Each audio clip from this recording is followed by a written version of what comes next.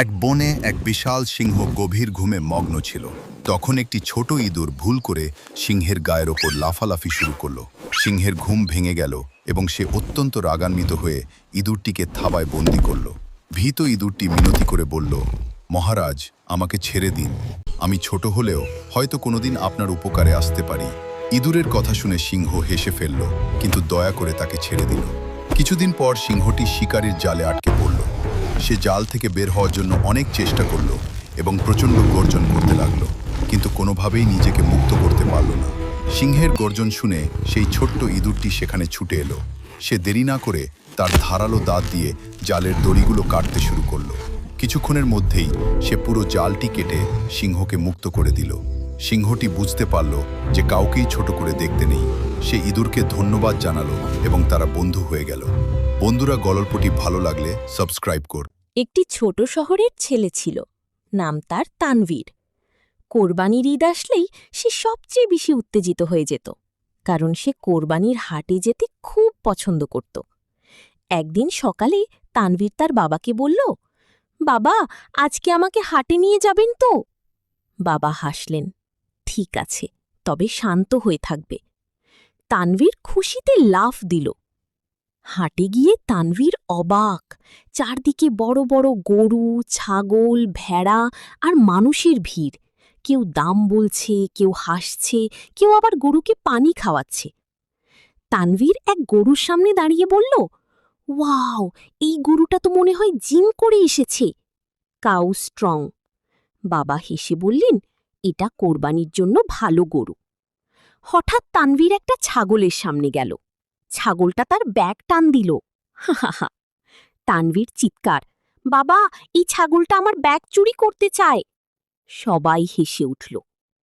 আরেকটু পরে তানভীর একটা গরুর পাশে গিয়ে বলল, তুমি কি আমাকে বন্ধু হিসেবে নিবা? গরু শুধু আম্বা করে শব্দ করল, কাউল। তানভীর মজা করে বলল, ঠিক আছে, আমি তোমাকে বাছাই পরীক্ষায় ফেল করালাম। বাবা বললেন, চলো এবার বাসায় যাই। ফেরার পথে তানভীর বলল, হাটটা অনেক মজার ছিল, কিন্তু সবচেয়ে মজা হলো সবাই একসাথে খুশি থাকা। এক ছিল ছোট্ট গ্রাম। সেই গ্রামে থাকত 3 বন্ধু, একটা হাঁস, একটা মুরগি আর একটা চতুর কাক। কাকটা সবসময় ভাবত, আমি সবচেয়ে চালাক। গ্রামের পাশে ছিল একটা বড় আম গাছ, যেখানে রসালো আম ফলে ভরে থাকত। একদিন হাঁস আর মুরগি সিদ্ধান্ত নিল, চলো আমরা গাছে গিয়ে আম খাই। মুরগি বলল, আমি উঠতে পারি না, আমি কিভাবে উঠব? হাঁস বলল, চিন্তা করো না, আমি সাহায্য করব। হাঁস নদীর পাশ দিয়ে একটা ছোট্ট ঢাল বানালো, আর মুরগি ধীরে ধীরে গাছে ওঠার চেষ্টা করল। ঠিক তখন কাকটা এসে বলল, তোমরা পারবে না, আম তো শুধু আমি খাব। কিন্তু হাঁস আর মুরগি হাল ছাড়ল না, তারা একসাথে চেষ্টা করল। হাঁস নিচ থেকে ঠেলে দিল, মুরগি ডাল ধরে উঠল। অবশেষে তারা গাছে উঠে গেল এবং মিষ্টি আম খেতে শুরু করল। কাকটা নিচে দাঁড়িয়ে রাগে বলল, আমিও চাই।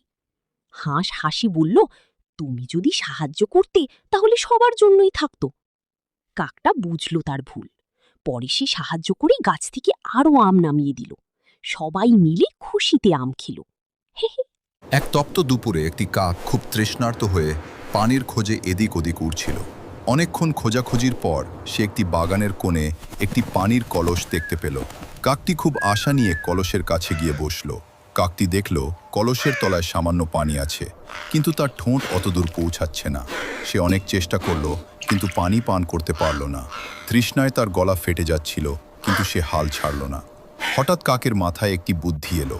সে দেখল কলসের পাশেই ছোট ছোট অনেক নুড়ি পাথর পড়ে আছে।